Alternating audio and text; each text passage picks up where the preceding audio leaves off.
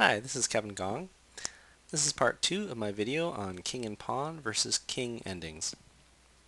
So in this part of the video, I'm going to describe the positions where the pawn is on the 7th or 6th rank. In other words, it's 1 or 2 squares away from becoming a queen. So first, let's start with positions where the pawn is on the 7th rank. So this is the easiest case to look at here, where the white king is next to the pawn, and black can't do anything to stop it. So in general, if the white king can get to the 7th rank, next to the pawn, then there's nothing black can do to stop it. It'll become a queen. It's protected by the king, and white will win. So let's look at another position. So here the white king hasn't gotten to the 7th rank. It's still in the 6th rank. And if it's white's move, what can white do? Well, it can't move the pawn, so it has to move the king. If it moves the king away from the pawn, of course, black will take the pawn and it'll be a draw. So the only square that white can go to and still protect the pawn is to e6. Unfortunately, if he does that, that's stalemate. Black can't move to d8 or f8 because of the pawn, and it can't move to d7, e7, or f7 because of the white king. So that's a draw. So this is a very important position to know, and we'll come back to that position later. So actually, we'll come back to it right now. Suppose we're in this position, but instead of it being black's move, let's say it's white's move. Well, white just moves over to the side, still protecting the pawn, and now black only has one square they can go to, and that is d7. That's the only legal square. And then white can move the king down to the 7th rank. And as we saw before, once it gets to the 7th rank, the game's over. White's going to win.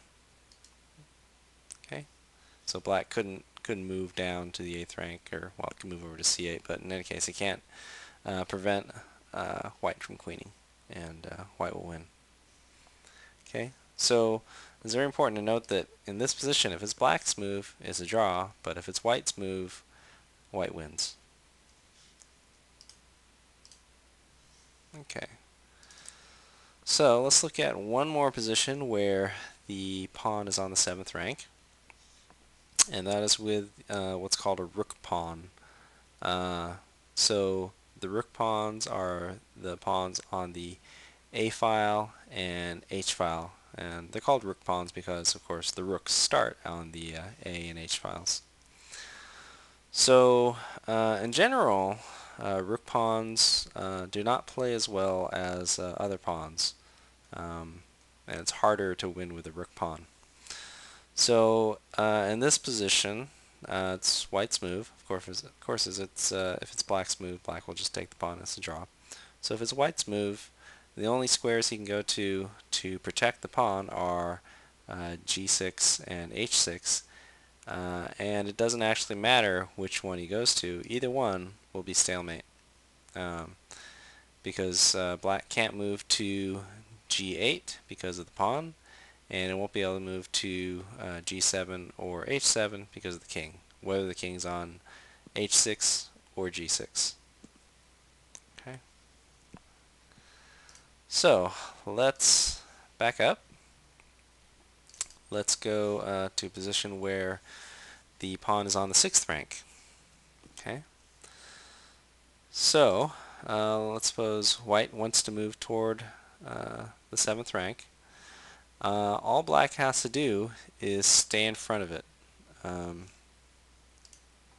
If black moves to one side directly across from the king, this is called the opposition.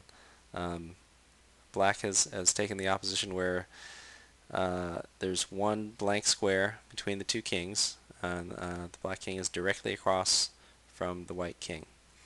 And the opposition is very important. generally speaking, if you can get the opposition where you get this position and it's your opponent's move, then you're better off.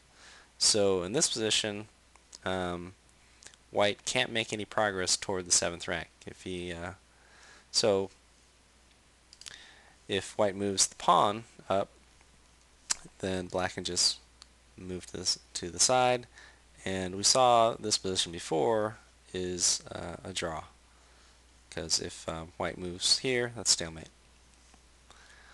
So let's go back to this position and say, so white moves there, and black moves over, and white says, well, I don't want to push the pawn because I know that's going to lead to a draw, so white goes back, black comes up, attacks the pawn, and white moves to the side, thinking, well, black can't move over here to get the opposition because the pawn's there.